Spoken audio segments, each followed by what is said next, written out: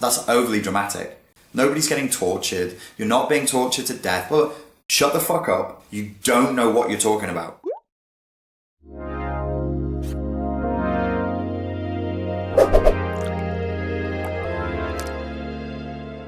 So this video, we're going to talk about what some of the effects of being in a narcissistically abusive relationship can be.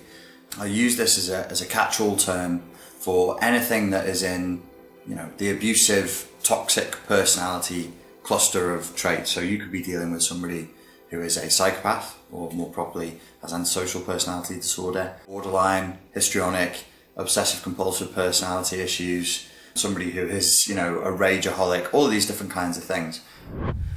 What are these awful effects of being in an abusive relationship with a narcissist? A big effect of narcissistic abuse, self-isolation. You're hurt, the mammalian response to being damaged and to being injured is to self-isolate and to withdraw from the world. Great. So now you can't talk to anybody who hasn't been narcissistically abused because they'll send you crazy, because they'll deny the truth of what you've been through, which is going to re-trigger you and re-traumatize you. And you're going to feel like self-isolating. So guess what? You're probably not spending that much time around people right now at a time when you really need support and you really need to do that. But because it's so triggering and so upsetting, it's going to be hard to. Actually, what starts to happen is you will get a post-traumatic type of response. Extreme nervousness for no reason, being very jumpy, being very hypervigilant, being very adrenalized, nightmares where you like in movies, where people wake up and they sit up bolt upright, sweating with their eyes open wide, going, no, no, no. And you're watching that film and you're going, okay, that's a cool scene for a film, but nobody actually wakes from a dream like that. That's what I used to say. Until I've been through it. And I know other people have as well. We can share stories of what our partners did.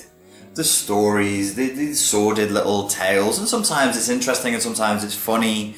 It's interesting, but that's not the core of the damage. I would even go so far as to say, even if you were being physically harmed, that's horrible, but the fact that you were caused to live in fear is what does the damage. The fact that you're caused to live in a hyper-adrenalized, hypervigilant state is what causes the damage. And in that hypervigilant, hyper-adrenalized state, suggestions go in much more deeply. And what narcissists do is they chip away at your sense of self and at the core of your sense of what is real and what's not. When I was a younger person, I got beaten up in a club. I was hit with a glass. Somebody headbutted me and then they broke half a pint glass into the side of my eye. So it broke, and then little pieces of glass went into my nose, into my lips, and then underneath my eye. I was very lucky that more damage didn't occur. Because whilst I was on a night out, somebody out of the blue targeted me because they thought that I was doing something that they didn't like, that I absolutely would have had the right to do had I chosen to do it.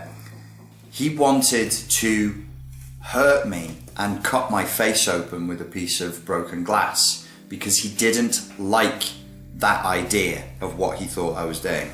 In this case, he thought I was gay. And it was a gay bashing. The injury sounds bad.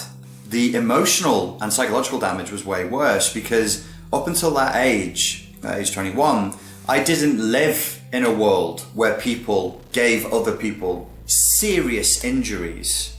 Total strangers, serious injuries, just because of their private sexual preferences. I didn't live in that reality.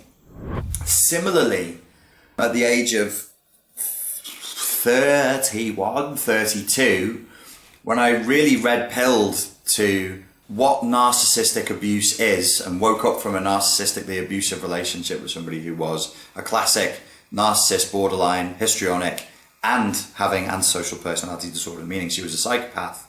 It was horrifying to me. At the level of my map of reality being challenged, I was a fairly robust character, I would say. I'd lived through a lot of different situations and been through a lot in my life, and I really don't think that any of that did massive amounts of damage.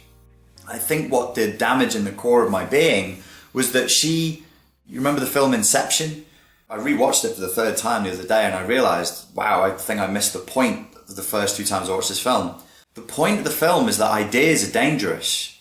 And if you accidentally or purposefully put the wrong idea inside of somebody's mind, the effects could be catastrophic. The core of the film is the spinning top inside of the safe that Cobb's wife placed inside of her own mind. And it was there to let her know, I am in dream space, this is reality, and to distinguish between the two. He went into her safe. She builds a house, and inside of that house there's a doll's house, and inside of the doll's house is the safe, and inside of the safe is the spinning top. So in the deepest core of her most vulnerable part of her being, there is the spinning top that lets her know what's real and what's not, and he stops it, and then he tells her, this reality isn't real. In order to get back to real reality, we have to kill ourselves so that we can return to our real families and to true love, to real love, because this isn't real. What happens within the narrative of the story is she then wakes up to real reality, but the idea is planted, her sense of reality is now broken, and the idea is playing in her head, you need to die to wake up, you need to die to wake up. It's basically a suicidal ideation. He puts that into her head, and what happens is she then goes on to kill herself. What Cobb does in the story is narcissistic abuse. He breaks her sense of reality. That's the essence of narcissistic abuse. And why it's so damaging is because it messes with the core of your reality. If somebody corrupts the core of your being and your sense of reality, if somebody causes you to believe, look, love isn't real, humans aren't compassionate and caring, they're predatory monsters who will take your love and leverage that love against you to torture you, even unto death. The damage to the core of your unconscious is so huge that your whole reality goes dark. Now, for people who've not been in narcissistically abusive relationships, don't know what complex PTSD is, they'll say, that's overly dramatic. Nobody's getting tortured. You're not being tortured to death. Well, shut the fuck up. You don't know what you're talking about. Unless you've been through it, you do not know what it is. But if you have been through it, it's like being tortured, and they will leverage your love against you and torture you until you are totally destroyed. Your reputation, your money, your sense of self, your will to live. The Malay use the word semangat. Your whole ability to drive, spirit, move forward. That's what semangat is in Malay. They break that. They want that. They drink that. That's what is tasty for them. Whether the narcissistic abuse came from your family unit or it came from a partner, you can't talk to people who've not been through it about this, because they will tell you that you're lying. If they're rude enough and bold enough, they'll tell you straight to your face, you've got this wrong and you're lying. I had people do that. Or they told me, you're in this relationship because you're a masochist and you enjoy it. You get something out of the drama of this. They basically re-victimized me and said, it's your fault, you're doing this. We know that there are rapists, robbers, credit card fraudsters, gangsters and drug dealers out there. But what we don't know is, or it's hard for us to accept, is this very commonplace, everyday evil. You can't place a legal sanction against somebody for making you feel bad. You can't place a legal sanction against somebody for breaking your heart. There is no such crime as breaking another person's heart or messing with their head. And it's the assumption is, well, you were a conscious adult and you willingly, of your own sovereign, independent thought, made the choice to give this person that car, that house, this money, or that time, that emotion, whatever the resources are we're talking about. You got nothing. It's like an invisible abuse that nobody outside of the narcissistic abuse or complex PTSD community even wants to acknowledge, because it's, and I don't blame them, it's horrifying. It's a horrible idea that the postman, you know, the waitress at work, somebody that you speak to, like you don't know them, but you speak to them every day and they seem really charming and friendly, is behind the scenes working a plot, a conspiracy against certain targets that they have, that they take time out of their day to decide strategies to use against that person, to break their will, to confuse their sense of reality, to deliberately target their self-esteem and their self-image, to psychologically and emotionally break them down, to inflict their will, the narcissist's will, the predator's will, onto that target and onto that prey. Who nobody wants to deal with that. That's a horrible idea. The idea that people would do, no. People, look, there are sick people out there, but what you're talking about, no, that goes too far. That's the answer you will get.